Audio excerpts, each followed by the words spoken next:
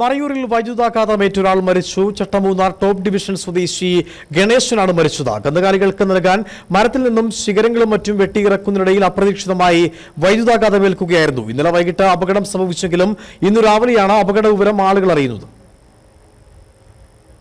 Chattamunnar top division സ്വദേശി ഗണേശനാണ് വൈദ്യുതാഘാതമേറ്റ് ദാരുണാന്ത്യം സംഭവിച്ചത്. തോട്ടം തൊഴിലാളിയായ ഗണേശൻ ഇന്നലെ വൈകിട്ട് കന്നുകാലികൾക്കുള്ള തീറ്റ ശേഖരിക്കാൻ പോയിരുന്നു. വൈദ്യുതി ലൈനിന് സമീപം നിന്നിരുന്ന മരത്തിൽ നിന്നും ശിഖരം വെട്ടുന്നതിനിടയിൽ അപകടം സംഭവിച്ചിരിക്കാമെന്നാണ് നിഗമനം. ഇന്നലെ വൈകിട്ട് വീട്ടിൽ നിന്നും പോയ ഗണേശൻ തിരികെ എത്തിയിരുന്നില്ല. സാധാരണ നിലയിൽ വൈകിയായിരുന്നു ഗണേശൻ വീട്ടിൽ എത്താറുണ്ടായിരുന്നത്.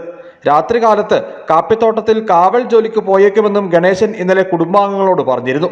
ഇക്കാരണം കൊണ്ട് തന്നെ രാത്രി ഗണേശൻ വീട്ടിൽ എത്തിയിരുന്നില്ലെങ്കിലും കുടുംബാംഗങ്ങൾ അന്വേഷിച്ചിരുന്നില്ല. അപകടം നടന്ന പ്രദേശത്തുകൂടി ഇന്ന് രാവിലെ ആളുകൾ എത്തിയപ്പോഴാണ് വൈദ്യുതാഘാതമേറ്റ് ഗണേശൻ മരണപ്പെട്ട വിവരം തിരിച്ചറിയുന്നത്. മറയൂർ പോലീസ് സംഭവത്തിൽ തുടർ നടപടി സ്വീകരിച്ചു. News bureau, Adimali.